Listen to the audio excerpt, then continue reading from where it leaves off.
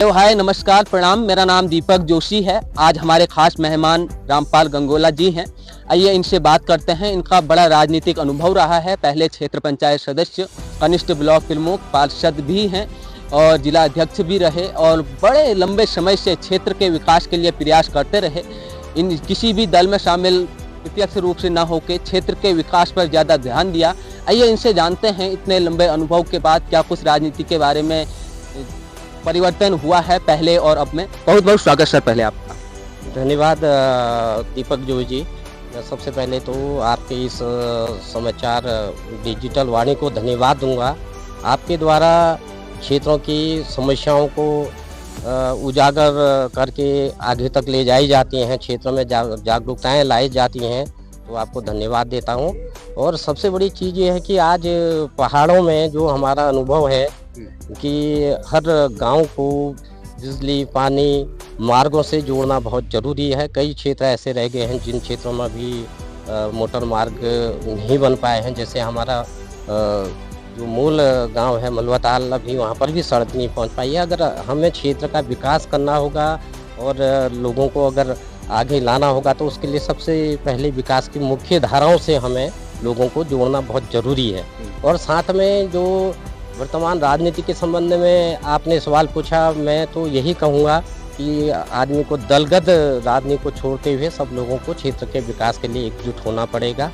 और इस तरह से तभी जो आज पहाड़ में हमारे युवा वर्ग हैं पलायन कर रहे हैं, तो सुख सुविधाएं उनको उस तरीके से किसानों को सुविधाएं नहीं मिल रही हैं, तो लोग मजबूरन गाँव को छोड़ करके बाहर जा रहे हैं। या ऐसी स्थिति में जो हमारे लिए पहाड़ के लिए बहुत घातक है। इसलिए मेरा सभी सरकारों से जो सरकारें चुन करके आती हैं, जनप्रतिनिधियों से निवेदन है, अपील भी करता हूं कि ग्रामीण क्षेत्रों में आप जा करके लोगों को जागरूक करें, उनको जन सुविधाओं से उनको जोड़ें और इन सब चीज़ों को पलायन वगैरह को रोकना बहुत ज़रूरी है। नहीं तो हमारे परिवार जी पहले 15-20 वर्ष पहले की राजनीति और अब की राजनीति में क्या कुछ अंतर आपको देखने को मिला, क्योंकि आप बहुत लंबे समय से राजनीति में हैं?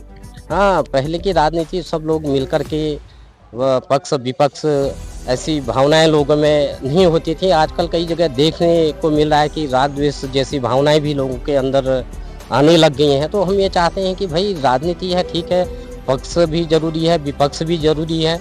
ये राजनीति के दोनों एक ही पहलू हैं, तो इसमें सब लोगों ने मिलजुल करके मूल जो मुद्दा होना चाहिए वो क्षेत्र का विकास होना चाहिए।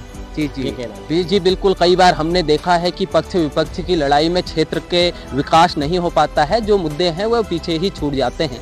आपने अपने गृह क्षेत्र मलवाताल की बात की, वहाँ अभी तक सड़क नहीं है, वहाँ के लोगों को खासी परेशानी होती है। क्या कुछ प्रयास आपकी तरफ से हुए और वहाँ क्यों सड़क नहीं बन पा रही है, इसके पीछे का आप क्या कारण मानते हैं? ऐसा था सब जब 1993 में वहाँ पर बाढ़ से, अतिवृष्टि से गांव को बहुत नुकसान हो गया था। कई बहुत ज़मीनें वहाँ की बह गई थी। तो उस समय तत्कालीन उस समय के जनप्रतिनिधियों ने, प्रधान जी लोगों ने जो है विस्थापन के लिए मांग उठाई थी, तो इसको विस्थापन की श्रेणी में रख दिया गया था।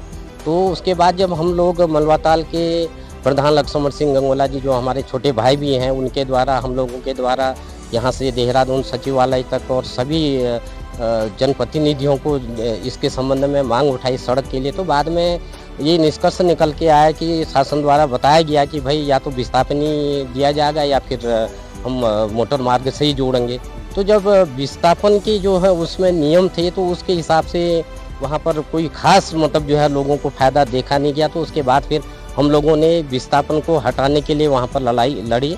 उसमें मलवाताल ग्राम प्रधान भाई लक्ष्मण गंगोला के नेतृत्व में, तो उसमें फिर हमारे बंसल जी डीएम साहब मलवाताल आए, उनके प्रयासों से और इन सब लोगों के, हमारे डॉक्टर हरीश जी ब्लॉक प्रमुख और सभी माननीय विधायकों के प्रयास से फिर उसको विस्थापन की श्रेणी से हटा दिया गया है।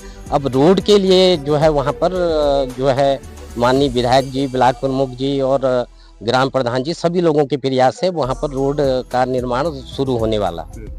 एक दो क्वेश्चन और लेंगे। जो पहाड़ों में पलायन की समस्या है, इसे रोकने के लिए प्रयास तो सरकार करती है, ऐसा सरकार कहती है।